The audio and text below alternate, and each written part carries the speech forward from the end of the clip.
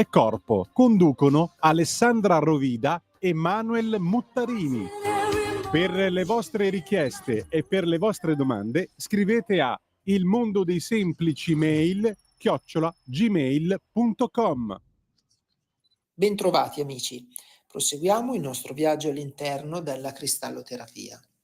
Dunque, dovete sapere che le tecniche orientali di meditazione, in modo da poterci agganciare alla puntata precedente, si stanno da diversi anni diffondendo anche in Occidente. E anche se sono ancora poco conosciute dalla grande massa, e tra tutte però spiccano per originalità e anche per efficacia, quali quelle create da Osho.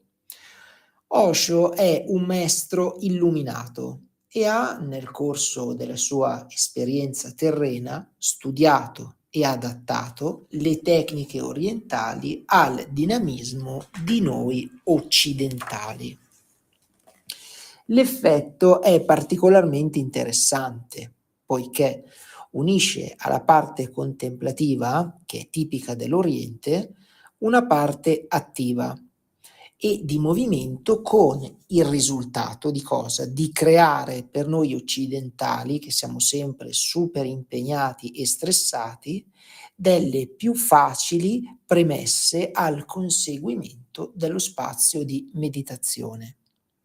In ogni caso, con qualunque tecnica voi intendiate meditare, potrete farlo avvalendovi di un grandissimo aiuto: i cristalli.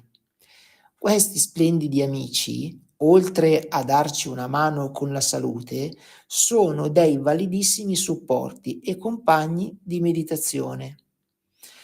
Ve ne dirò alcuni tra i più identificati, anche naturalmente se sono tutti validi. I più famosi sono l'ametista, l'acqua marina, l'azzurrite, la fluorite, il quarzo bianco, il quarzo fumé, lo smeraldo, il sugilite, il turchese e lo zaffiro. Questi sono quelli più conosciuti, ma naturalmente ogni cristallo va bene e ogni cristallo dalla sua riesce comunque a darvi l'energia. Vi ricordo sempre di, una volta che avete in mano il cristallo, ascoltare le puntate precedenti per quanto riguarda il discorso della programmazione e la pulizia del cristallo. Ora torniamo alla meditazione, andiamo a vedere quello che è il concetto di autoanalisi e autodiagnosi energetica. Allora, per poter correttamente utilizzare i cristalli è necessario conoscere il nostro stato generale di salute. Abbiamo due strade da percorrere contemporaneamente: quella fisica da un lato e quella emotivo-spirituale. Per quella fisica ascoltiamo i nostri sintomi e rivolgiamoci al nostro medico, chiaramente per un'esatta diagnosi. Ma invece per quella emotivo-spirituale, invece dovremo ascoltare noi stessi e cercare di pervenire alla causa prima del disagio. Cioè l'autoterapia con i cristalli ha come obiettivo principale il riequilibrio energetico, perché è attraverso il riequilibrio energetico e dei chakra che noi riusciamo a star bene. Quindi, partendo da questo presupposto, non è difficile individuare a quale chakra appartiene il disagio di cui soffriamo e quindi intervenire con i cristalli appropriati. Ecco perché abbiamo fatto diverse puntate sui chakra, perché i chakra sono fondamentali non solo per quello che era il massaggio psichico, ma appunto per la psiche, perché questi vortici energetici, se sono chiusi, se non funzionano correttamente, noi sappiamo, in base al chakra che è chiuso e non è ben caricato, dove possiamo andare a stabilire il nostro problema, quindi a evidenziare lo stato in cui siamo. Se da un lato può essere semplice individuare chakra e cristalli, non sempre è altrettanto semplice risalire alla causa energetica che ha provocato il disagio. Siamo abituati purtroppo a pensare in termini solo fisici e reagire al sintomo intervenendo direttamente su di esso senza chiederci, ma anche spesso e volentieri, il motivo che lo ha provocato. Ci viene per esempio il mal di testa, cosa banale, frequente e fastidiosa, e la prima reazione istintiva è di prendere un analgesico che ci elimini il disagio e che conseguentemente ci permetta di continuare a fare ciò che stavamo facendo.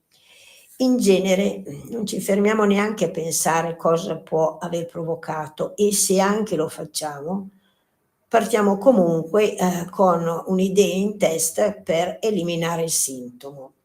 Il fatto che il mal di testa sia stato provocato da stress o da affaticamento o da non importa cosa ci sfiori appena o normalmente non andiamo a fondo a verificare, l'ulteriore perché. Se ci rendiamo conto che il mal di testa, per esempio, è stato provocato da una cattiva digestione, proviamo a domandarci il perché. Abbiamo magari mangiato troppo in fretta, perché dovevamo correre via. Sforziamoci di andare oltre e di vedere perché dovevamo correre via. Avevamo un impegno urgente che non potevamo disattendere e questo era un fatto inevitabile. Perché avevamo preso quell'impegno dandoci così poco tempo per mangiare? Magari avevamo permesso che ci fosse imposto o per disattenzione non avevamo calcolato bene i tempi e in quest'ultimo caso perché eravamo disattenti. Quasi sicuramente perché presi da altri pensieri che ci avevano provocato preoccupazioni e stress. Se andiamo a vedere quali sono il o i motivi di preoccupazione, scopriremo l'emozione che sta alla base del nostro mal di testa, che sicuramente ha un'origine prossima di cattiva digestione, ma anche di una lontana causa emozionale profonda. Questo è come se facessimo meditazione, quindi ci guardiamo un attimo nel profondo. Il disagio fisico e la malattia in generale sono precisi segnali di allarme per permetterci di andare a vedere a livello profondo cosa non va e dove non siamo più in sintonia con noi stessi. Se prendiamo l'abitudine di applicare il metodo dei tanti perché, arriveremo a centrare due obiettivi importanti.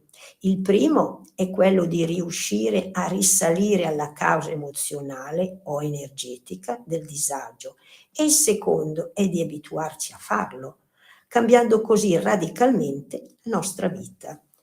E in questo importante lavoro con noi stessi ci è di aiuto il conoscere la parte psicologica ed emozionale dei chakra e con un minimo di esercizio ci possiamo abituare a eseguire su di noi analisi e diagnosi energetiche emozionali.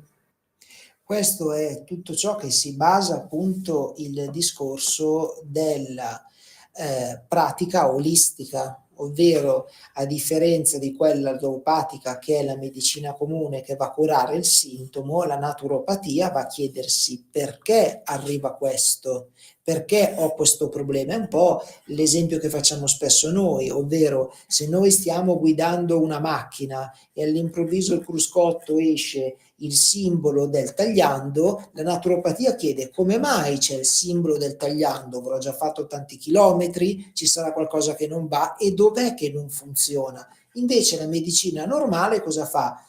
Taglia direttamente quella che è la spia perché per ogni sintomo c'è una guarigione. Ma questo non significa che se per ogni sintomo c'è una pillola, una medicina, è un discorso sbagliato oppure la naturopatia vuole andare contro la medicina. Assolutamente no. Queste si chiamano appunto terapie alternative, perché se una persona non gli aggrada quello che è il discorso chimico, può scegliere il naturale, perché ricordatevi sempre che prima della chimica c'era la natura.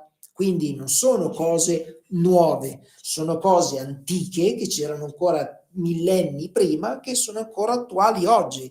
Ed ecco perché gli orientali vivono più a lungo e noi occidentali cerchiamo di imitare lo stile di vita orientale, perché l'orientale ringrazia sempre la natura per tutto, ringrazia per il pasto, ringrazia per la giornata, ringrazia quello che è il suo credo e l'universo.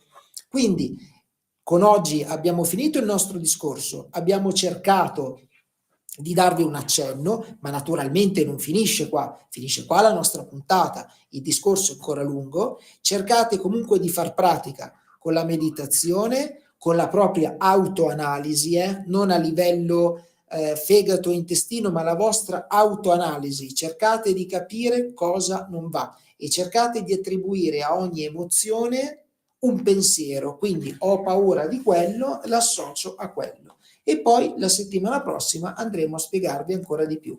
Grazie per essere rimasti con noi, potete sempre ascoltare le nostre puntate precedenti sul podcast di Radio Libertà. Alla prossima! Per le vostre richieste e per le vostre domande scrivete a ilmondodeisemplicimail@gmail.com.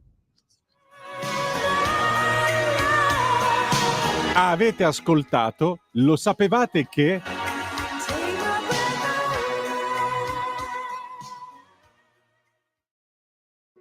Da oggi la tua radio è ascoltabile anche con la televisione in digitale. Sul telecomando della televisione digitale o del tuo